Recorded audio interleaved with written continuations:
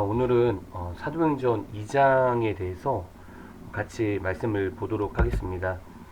사도행전 2장 1절에 보면 이 오순절 날이 이름에 그들이 다 같이 한 곳에 모였더니 라는 말씀이 있는데, 이 오순절이라는 말이 나옵니다. 오순절. 오순절은 절기인데, 오늘은 도대체 오순절이 무엇이고 또 절기가 무엇인지, 오늘은 절기에 대해서 잠깐 나누는 시간을 가졌으면 좋겠습니다. 레위기 23장 1절부터 2절에 보시면, 2절에 보세요. 1절, 2절에 보시면 2절에 뭐라고 나오냐면 이것이 나의 절기들이라 하면서 여호와의 절기라는 말씀이 나옵니다. 그러니까 절기라는 것은 하나님께서 정하신 것입니다. 그러니까 예를 들어 8월 15일은 강복절이잖아요. 우리 대한민국이 강복을 하고 나서, 그리고 나서 그 사건을 기념하기 위해서 절기를 만들었고, 또 3월 1일 같은 경우도 그 사건이 일어났고 그 다음에 그 사건을 기념하기 위해서 절기가 만들어졌는데, 하나님은 먼저 절기를 만들어 놓고, 그리고 나서 그 가운데 사건이 일어나는 것을 우리는 볼 수 있습니다. 그러니까 출애굽기 12장 2절에 보시면 12장 2절부터 3절, 4절에 보면 6월절이 나오는데, 14절에 보시면 이날을 기념하여 여호와의 절기를 삼아 영원한 규례에 대대로 지킬지니라, 이런 말씀이 있습니다. 그러니까 하나님께서 6월절 전에 하나님께서 6월절을 만드신다고 말씀을 하시고 그 후에 성취해 나가십니다. 그래서 우리가 창세기 1장 14절에 보면 하나님이 이르시되 하늘에 궁창인 강령체들이 있어 낮과 밤을 나뉘게 하고 그것들로 징조와 계절과 날과 해를 이루게 하라 했을 때, 여기서 이제 계절이 나옵니다. 그런데 계절이라는 이 단어와 이 절기라는 이 단어가 똑같은 단어입니다. 그러니까 하나님께서는 절기를 만들어 놓으시고 그 다음에 사건을 행하시는 것을 우리는 성경을 보면서 볼 수 있습니다. 창세기 8장 22절에 보면은 이제 노아 이후에 더위와 여름과 겨울과 낮과 밤이 쉬지 아니하리라, 이런 말씀이 있는 것처럼 노아 홍수 이후에 계절이 생기게 된 것을 우리는 유추할 수 있습니다. 그렇기 때문에 이 절기라는 것이 너무도 중요한데, 그래서 오늘은 하나님께서 절기를 만들어 놓으시고 그 절기를 통해서 어떤 일을 성취하셨는지 우리가 잠깐 절기를 보면서 오늘 하나님 말씀을 전했으면 좋겠습니다. 그래서 레위기 23장 1절, 2절에 보시면 아까 얘기했던 것처럼 나의 절기, 여호와의 절기, 절기는 하나님께서 정하신 것을 우리는 볼 수 있습니다. 그래서 첫 번째 레위기 23장 3절에 보시면 우리가 다 아시는 것처럼 엿새 동안은 일할 것이요 일곱째 날은 실 안식일이라 얘기를 하면서, 이 안식일을 하나님께서 절기를 만들어 놓으신 것을 우리는 알 수 있습니다. 그 다음에 23장 4절부터 8절까지를 보면은 이 6월절에 대해서 말씀하고 계십니다. 그리고 6월절에 대해서 말씀하고 계시고, 여러분 PPT 보세요. 그리고 이제 이 6월절인데 23장 4절 볼게요. 5절에 보시면 이 첫째 날 열 나흘날 저녁은 여호와 6월절로 했을 때 이 14일이 6월절이 됩니다. 그리고 나서 6절부터 어떤 날이 나오냐면 이제 무교절이 나옵니다. 그래서 이 15째 날은 여호와의 무교절이니 이래 동안은 너희가 무교병을 먹을 것이며 라고 하면서 15일부터 21일까지가 이제 무교절을 나타내고 있습니다. 그래서 6월절이라는 것은 어린 양의 피를 바르면 장자가 죽지 않는 날, 10가지 재앙 속에서 마지막 재앙 속에서 어린 양의 피를 바르면 장자가 죽지 않고 그리고 피를 바르면 죽지 않는 날이 바로 6월절이었습니다. 그래서 출애굽기 유월절에는 또 어떤 양을 드렸냐면 출애굽기 12장 1절부터 5절에 보시면, 그럼 PPT로 보세요 여러분. 보시면 네, 쭉 보시면 이 어린 양을 잡는데 그 어린 양이 수컷을 잡습니다. 그러니까 이 유월절 어린 양은 수컷이라는 어린 양을 잡고요. 그 다음에 12장 6절부터 여러분 16절부터 쭉 보시면 읽어보세요. 그러면 이제 이것을 어린 양을 잡고 어떻게 하냐면 이제 유월절에 대해서 나오고 있잖아요. 그런데 13절에 보세요. 13절에 보시면 이 피를 볼 때 재앙이 넘어간다 라고 했을 때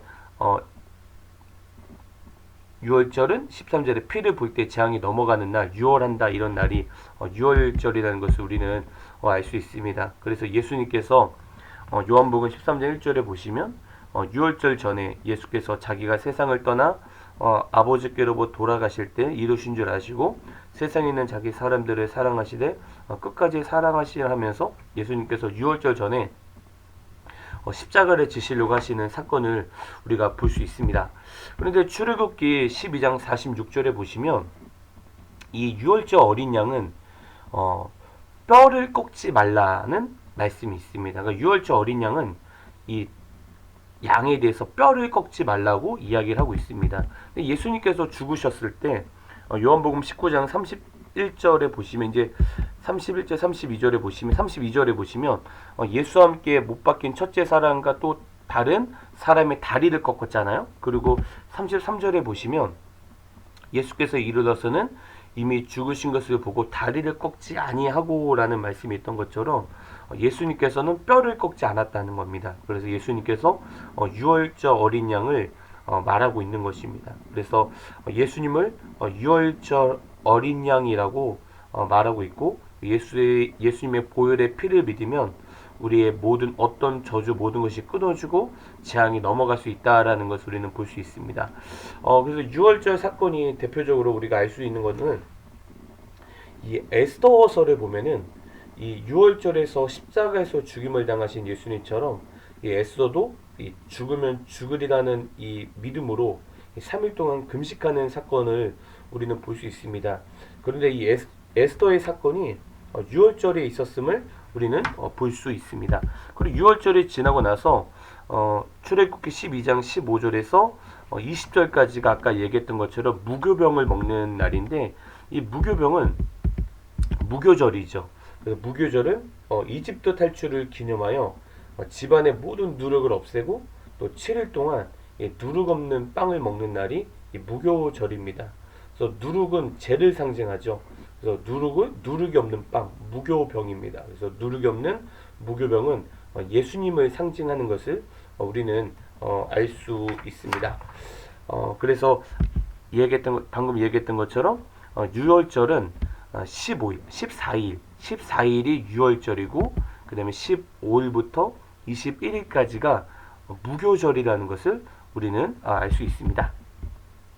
그리고 나서 이제 유월절 무교절이 지나고 나서 레위기 23장 9절부터 14절까지 보시면 이제 초실절이 나옵니다. 이 초실절 제가 한번 읽어볼게요. 여호와께서 모세에게 말씀하여 이르시되 이스라엘 자손에게 말하여 이르라 너희는 내가 너희에게 주는 땅에 들어가서 너희 곡물을 거둘 때에 너희 곡물의 첫 이삭 한 단을 제사장에게 드릴 것이요 했을 때 10절에 보시면 이 초실절은 곡물의 첫 이삭 한 단을 제사장에게 드리는 날입니다. 그러니까 첫 열매를 드리는 날이 이 초실절입니다. 그리고 초실절은 언제냐면 11절에 보시면 제사장은 너희를 위하여 그 단을 여호와 앞에 기쁨의 받으심이 되도록 흔들되 안식일 이튿날에 흔들 것이며 했을 때 이 초실절은 안식일 이튿날입니다. 이튿날이라는 것은 다음 날이죠. 그러니까 이 초실절은 이 무교절이 시작하고 나서부터 이 무교절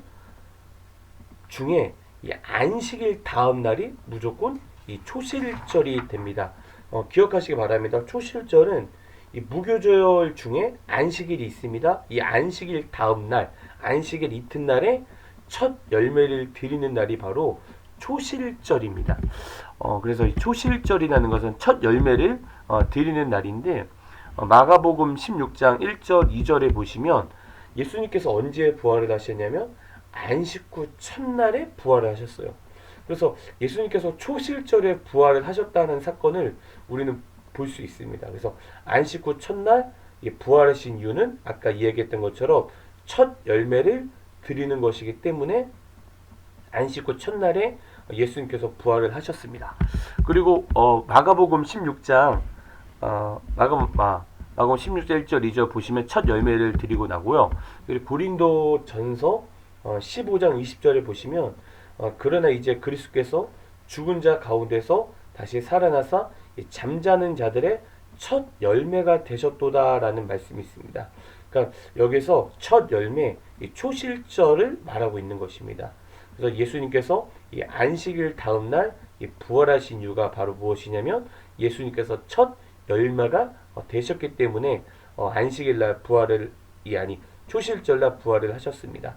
그래서 다시 말씀드리면 14일, 6월절 14일, 6월절은 14일이고 그리고 무교절은 15일부터 21일까지고 그리고 초실절은 이 무교절 중에 이 안식일 다음 날 그리고 첫 열매를 드리는 날입니다. 그래서 초실절은 생명이 다시 살아나는 것을 상징하고 있는데 이것을 우리가 좀 우리에게 적용시킨다면 어떤 유월절은 어떤 칭의와 관련이 있는 절기라면 초실절은 중생의 절기입니다. 그래서 초실절은 예수님의 부활에 동참하는 절기를 말하고 있습니다. 초실절이 지나고 나서 레위기 23장 15절부터 22절까지를 보시면 이제 오늘 이야기했던 것처럼 오순절이 나옵니다. 오순절. 또 오순절을 보면은 15절에 보시면 안식일 이튿날 너희가 요제로 곡식단을 가져온 날부터 세워서 7 안식일의 수요를 세우고 라는 말씀이 있거든요. 여기서 보시면 15절에 보시면 초실절을 시작해서 첫 열매를 드린 날부터 그날로 계수해서 7 안식일의 수요를 세우고 16절에 보시면 50일을 계수하여 새 소재를 여호와께 드리는 날이 이 오순절입니다. 그러니까 오순절이라는 뜻은 뭐냐면 이 50일이라는 뜻이에요. 50일.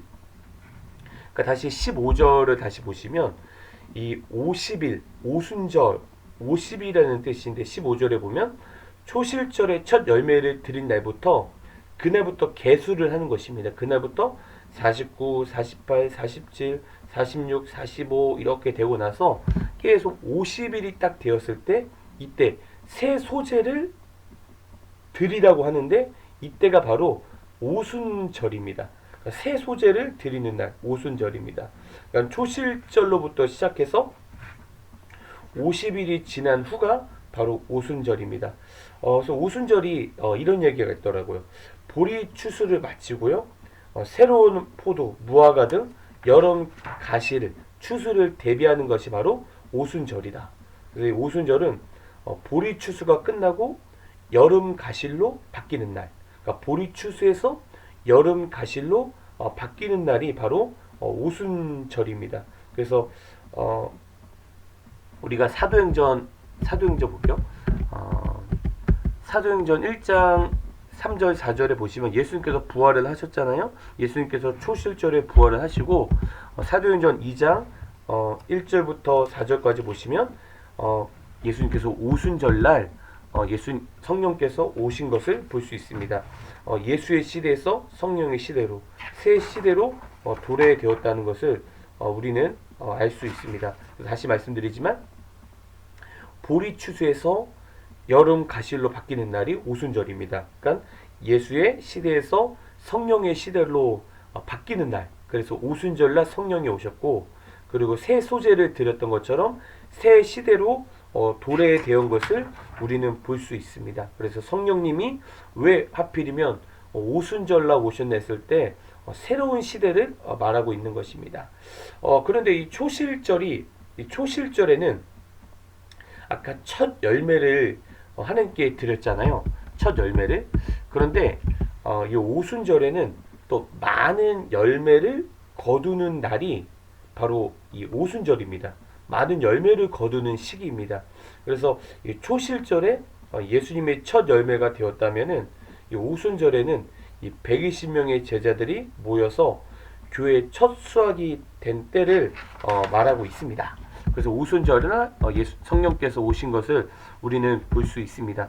그리고 나서 레위기 23장 23절에서 25절에 보면 24절에 보시면 이스라엘 자손에게 말하여 이르라 일곱째 날 곧 그 달 첫 달은 너에게 쉬는 날이 될지니 이는 나팔을 불어 기념한 날이요 성회라 어떤 노동도 하지 말고 여호와께 화제를 드릴지니라 이런 말씀이 있는데 이 날이 바로 신년입니다. 나팔절이라는 날입니다. 우리가 다 아는 것처럼 유대인들의 신년, 나팔절, 신년 새로운 날이라는 것입니다. 그래서 기독교인들이 가장 큰 기쁨이 뭐냐면 예수님의 재림입니다.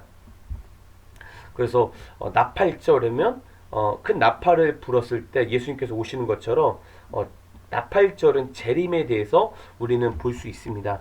24장 31절 마태복음 그 큰 나팔 소리와 함께 천사를 보내리니 하면서 나팔절을 나타내고 있습니다.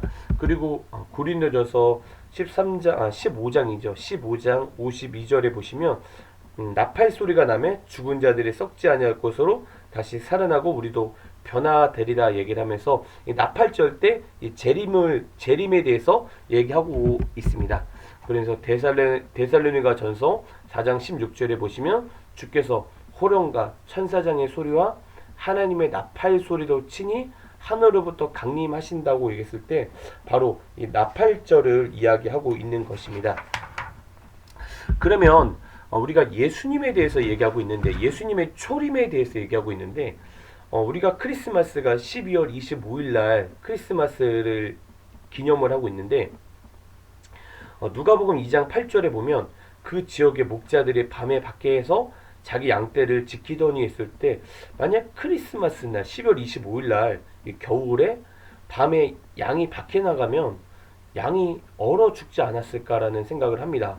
그래서 예수님이 언제 태어났을까 이거 우리가 알 수 없지만 우리가 유추할 수 있는 거는 누가복음 1장 5절에 보시면 이 아비야 반열에 제사장 한 사람이 있었는데 이 사람이 사가랴라는 사람이었습니다. 사가랴. 이 사가랴가 8절에 보시면 하나님의 앞에서 제사장의 직무를 행할세라는 말씀이 있습니다. 그러니까 반열의 차례대로 하나님 앞에서 제사장의 직무를 드렸습니다. 근데 제사장의 직무를 보면은 역대상 24장 1절부터 19절에 보시면 이 제사장의 직무에 대해서 나옵니다. 제사장의 직무에 대해서 나오는데 여러분 집에서 한번 읽어보세요. 근데 한 반열이 이 15일씩 일을 하고 24반열이 이 15일씩 일을 하면 360일이 되거든요. 근데 그때 이 10절에 보시면 볼게요. 10절에 보시면 10절을 보세요. 여덟째는 아비야요라는 말씀이 있잖아요. 그러니까 아까 전에 이 아비야 반열에 이 사가랴라는 사람이 제사를 드렸던 것처럼 10번째 반열이 아비야였습니다. 아비야 반열. 그래서 이 아비야 반열 때 이 사가랴가 하나님께 제사를 드렸고 그리고 나서 세례 요한이 태어났고 그리고 예수님께서 세례 요한보다 6개월 후에 태어나신 것을 보면서 세례 요한이 예수님보다 6개월 더 빨리 태어났고 이렇게 계산을 하다 보면은 예수님께서 정확한 것은 아니지만 예수님께서 이 나팔절날 신년날 신년에 예수님께서 이 땅에 초림하셨다라는 것을 우리는 유추할 수 있습니다. 그리고 나서 나팔절이 지나고 나서요 어떤 일이 있냐면 레위기 23장 26절부터 32절에 보면 이날이 가장 중요한 날인데 무슨 날이냐면 대속제일입니다. 대속제일. 대속제일은 어떤 날이냐면 정말 중요한 날인데 안식일 중에 안식일. 대속제일은 정말 중요한 날입니다. 우리가 다 아는 것처럼 히브리서 9장 7절에 보면은 이 대제사장이 이 지성소에 1년 한 번 들어가는 날이 바로 이 대속제일입니다. 이 대속제일은 레위기 16장 6절부터 10절에 보시면 이 대속제일날 어떤 일을 벌어졌냐면 대속제일은 2마리 염소를 뽑습니다. 2마리 염소를 뽑아가지고 8절에 보시면 두 염소를 제비를 뽑아요. 그래서 한 제비는 여호와께 바치고 또 한 제비는 아사셀에게 바치는 날이 바로 이 대속제일입니다. 그런데 하나는 여호와께 바치는데 하나는 이 아사셀에게 바칩니다. 이 아사셀은 이 에녹서 8장 1절에 보면 어떤 사탄의 이름이 이 사탄의 이름이 바로 그 아사셀입니다. 그럼 왜 도대체 사탄에게 바칠까라고 우리는 고민할 수 있는데 레위기 16장 15절에 보세요. 15절에 보시면 먼저 첫 번째 여호와께 바쳐진 염소를 죽여서 이제 지성소에 들어가 가지고 지성소에 뿌립니다. 그리고 나서 이제 16장 20절에 보시면 그 아사셀에 바쳐진 그 염소에게 21절에 보시면 살아있는 염소의 머리에 안수를 해가지고 백성들의 죄를 그 염소에게 다 죄를 전가를 시킵니다. 안수를 해서 전가를 시킵니다. 그리고 나서 그 양을 광야로 끌고 갑니다. 광야로 끌고 갑니다. 그리고 나서 22절에 보시면 그 염소를 광야에 놓는 것이 바로 이 아사셀에게 바치는 것입니다. 광야라고 얘기했을 때 이 광야라는 것은 예수님께서 광야에서 시험을 받았을 때 마귀에게 시험을 받았던 것처럼 광야라는 곳은 어떤 마귀가 살고 있다, 악마가 살고 있다라는 뜻을 얘기하고 있습니다. 그래서 광야에 악마가 살았던 것처럼 그 죄라는 것은 악마 너한테 왔기 때문에 다시 돌아가라는 뜻이 있습니다. 그래서 이 대속죄일 날 아사셀에게 바쳐졌던 양 그리고 여호와께 바쳐졌던 양을 우리가 보면서 근데 재미있는 게 아까 여호와께 바쳐졌던 양은 지성소에 있고 그리고 이 광야에 바쳐졌던 아사셀에게 바쳐졌던 양은 광야에 있는데 이 지성소가 바로 서쪽에 있고요. 광야에 있는 이것이 동쪽에 있습니다. 그래서 이 대속죄를 얘기를 하면서 동이 서에서 먼 것 같이 우리의 죄가를 우리에게서 멀리 옮기셨다라는 말씀이 우리는 볼 수 있습니다. 그리고 나서 레위기 23장 23절부터 33절이네요. 이제 대속죄일이 지나고 나서 이제 33절부터 이제 42절에 보면은 이제 초막절이 나옵니다. 초막절. 이 초막절에 대해서 우리가 보고 싶은데 초막절이 나오는데 이 초막절은 이스라엘 백성들이 광야 40년 동안 살았던 것을 체험하는 것입니다. 초막에서 사는 것을 체험하는 것입니다. 그래서 마태복음 17장 1절에 보면은 예수님께서 이 베드로와 야고보와 형제를 데리고 높은 산에 올라가셨는데 이 예수님의 그 모습이 변형되니까 이 베드로가 예수님 우리가 여기서 초막셋을 짓대라는 말씀이 있는데 여기서 왜 베드로가 초막을 짓느냐고 얘기를 했을 때 이날이 바로 초막절이기 때문입니다. 초막절은 농사 시즌을 종결하는 때입니다. 그러니까 마지막 때 그리스도의 심판에 대해서 얘기하고 있거든요. 그러니까 이날은 어떤 초실절에 볼게요. 이 초실절의 보리 추수와 칠칠절의 여름 가실의 수확과 저장을 마치고 추수 감세제를 드리는 날로서 농사 시즌을 종결하는 때입니다. 그러니까 이날은 마지막 때라는 거예요. 끝. 예수님의 심판을 강조하는 때가 바로 이 초막절입니다. 초막절이 중요한 내용이 뭐냐면 초막절은 우리가 초막절에 대해서 얘기하고 싶은 것은 마지막 때가 되면은 엄청나게 이 그리스도인들이 이 적그리스도 세계 정부로부터 엄청나게 핍박을 받게 될 것입니다. 핍박이 심해지면 이 그리스도인들은 이 땅이 우리의 안식처가 아니라 이 땅이 우리의 피난처가 아니라 영원한 천국이 우리의 안식처라는 것을 우리는 깨닫게 됩니다. 그래서 예수 그리스도의 나라가 임하는 그날 이 초막절은 대추수를 이야기하고 있습니다. 그래서 마지막 이 대추수 마지막 축제인 초막절은 예수를 믿는 자들에게는 기쁨의 완성으로 될 것이고, 예수를 믿지 않는 그날에는 그리스도의 심판이 날이 될 것입니다. 그래서 마지막 때 예수 그리스도를 따르는 자들에게는 이 초막절은 축제인 초막절이 될 것이고, 그리고 적그리스도 세계를 따라가는 그런 자들에게는 그리스도의 심판을 나타내는 날이 바로 이 초막절입니다. 그래서 오늘 제가 잠깐 여호와의 절기에 대해서 잠깐 이야기했는데, 하나님께서는 절기를 만드셨고, 그리고 절기를 통해서 역사를 성취하시는 모습을 우리는 보았습니다.